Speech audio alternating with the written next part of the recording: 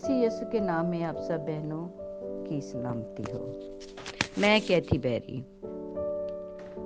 आइए आज आपके साथ मिलकर मसीह यीशु के 12 शागिर्दों के बारे में कुछ जानते हैं। वो कौन थे, मसीह ने उनको क्यों और किस लिए चुना, और उन्होंने मसीह के साथ रहकर किस तरह अपने आप को मसीह की मर्जी के ऐन मुताबिक ढाल लिया कि सदियां गुजर जाने के बाद भी उनको याद किया जाता है। यानी जब जब मसीह का जिक्र होता है, किसी न किसी शागिर्द का नाम भी साथ होता है। यूं कह लें कि अंजील मुकद्दस की तकमील और तश्कील इन शागिर्दों की गवाहियों और इनकी तहरीरों से ही पूरी होती है। जब मसीह ने अपनी मिनिस्ट्री शुरू की तो बहुत सारे लोग इसकी तालीम सुनने और मौजज़ात देखने के लिए इसके शागिर्द बन गए थे, मगर मसीह को अपना मिशन पूरा करने के लिए ऐसे पैरवों की ज़रूरत थी जो सादा दिल और वफादार हों। अब अंजील के मुताबिक देखते हैं। लूका 10 बाब पहली आयत में यूं लिखा है, मसीह ने 70 आदमी मुकर्रर किए और जिस जिस शहर और जगह वो जाने वाला था उन्हें दो दो करके अपने आगे भेजा। इसी तरह लूका 6 बाब 12 और 13 आयत में यूं लिखा है, फिर ऐसा हुआ, मसीह पहाड़ पर गया और सारी रात खुदा से दुआ करने में गुजारी। जब दिन हुआ तो शागिर्दों को बुलाकर इनमें से 12 को चुना और उनको रसूलों का लक़ब दिया। रसूल का मतलब सनद याफ्ता, जिसको इख्तियार देकर खास मकसद के लिए भेजा जाए। लूका 6 बाब 14 आयत में 12 शागिर्दों के नाम यूं हैं, शमौन पतरस, उसका भाई इंद्रियास, याकूब, यूहन्ना, फिलिप, बरतमाई, मत्ती, तोमा, हल्फई का बेटा याकूब, शमौन, यहूदा और यहूदा इस्करियोती जो उसका पकड़वाने वाला भी बना। हमें मालूम नहीं कि मसीह ने इन 12 को किस मयार के मुताबिक चुना।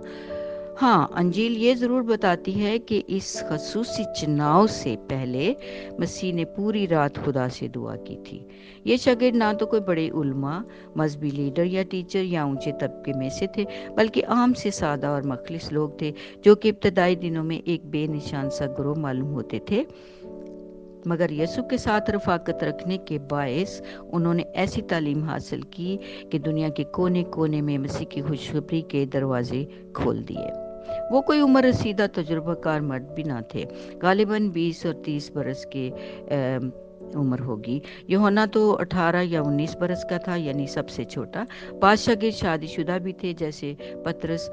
अंजील मुकद्दस रसूलों की जो तस्वीर पेश करती है, उसके मुताबिक इनमें खामियां, कमज़ोरियां भी थीं।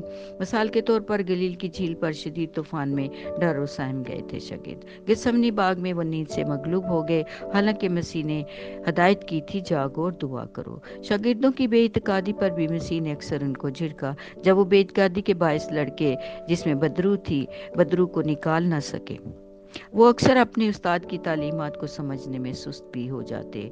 नादानों और बेइत्तेकादों जैसे अल्फाजों से उनको पुकारा भी गया। फिर उनमें बाज घमंड और शेखीबाज भी घमंड रखते थे और शेखीबाज भी थे। कहते थे मसीह का इनकार नहीं करेंगे बल्कि जान तक दे देंगे उसके लिए, मगर आखिरी वक्त में उसको छोड़कर चले गए थे सब। वो 3 साल मुसलसल दिन रात मसीह की सोबत में रहे और मसीह की तालीम और उसकी बेमिसाल बातें सुनते, शहर शहर उसके साथ फिरते, खाते पीते और चुका देने वाले मौजज़ात देखते, उसकी बेखता सच्चाई और रास्ते को मलखता करते रहे। हो नहीं सकता कि कोई ऐसे लंबे अरसा तक यीशु की हजूरी में रहता और उसकी ज़िंदगी तब्दील ना हो पाती। वो मसीह से कुव्वत और हिकमत पाते रहे।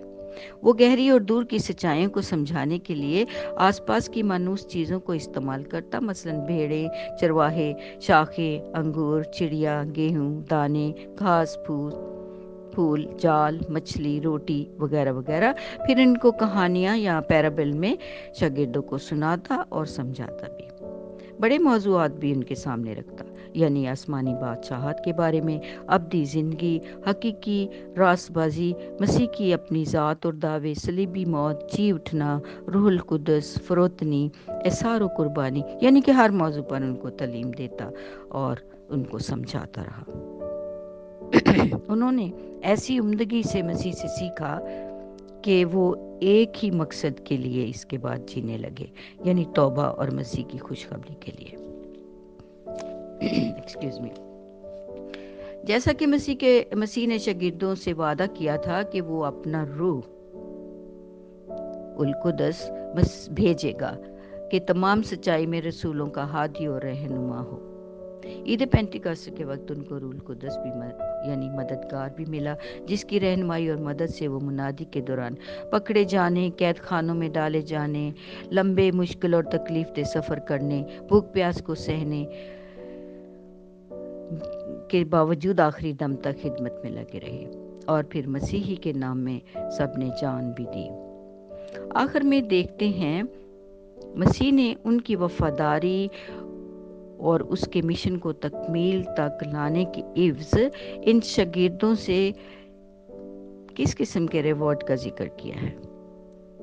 انجیل مقدس کے مطابق اگر ہم مکاشفہ 21 باب 14 آیت پڑھیں تو وہاں لکھا ہے، شہر کی شہر پناہ کی 12 بنیادیں ہیں، ان پر برہ کے 12 رسولوں کے 12 نام لکھے تھے۔ پھر دوسرے کتاب متی کی کتاب ہے، اس کے 19 باب 28 آیت میں یوں لکھا ہے، یسوع نے ان سے کہا، میں تم سے سچ کہتا ہوں، جب ابن آدم نئی پیدائش میں اپنے جلال کے تخت پر بیٹھے گا تو تم بھی جو میرے پیچھے ہو لیے ہو 12 تختوں پر بیٹھ کر اسرائیل کے 12 قبیلوں کا انصاف کرو گے۔ آمین۔ ونڈرفل ریوارڈ شاگردوں کے لیے مسیح نے دیا۔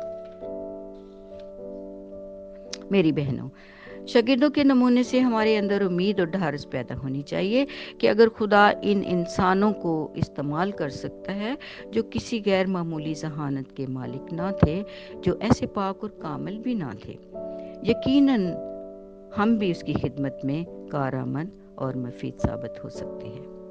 اگرچہ ہم نہ پطرس کی طرح واز کر سکتے ہیں، نہ متی کی طرح لکھ سکتے ہیں، اور نہ ہی اندریاس کی طرح گواہی دے سکتے ہیں، پھر بھی اپنی خامیوں اور کمزوریوں کے باوجود خدمت میں حصہ ضرور لے سکتے ہیں، اور اپنے مددگار یعنی روح القدس کی مدد سے بہت آگے تک مسیح کے وفادار رہ سکتے ہیں، اور شاگردوں ہی کی طرح آخری وقت تک وفادار رہیں تو خوبصورت ریوارڈ کے لیے یعنی ہمیشہ کی زندگی یا ایور لاسٹنگ لائف اور خداوند کی بادشاہت تک پہنچ سکتے ہیں۔ آمین۔ خداوند آپ سب کو بہت برکت دے۔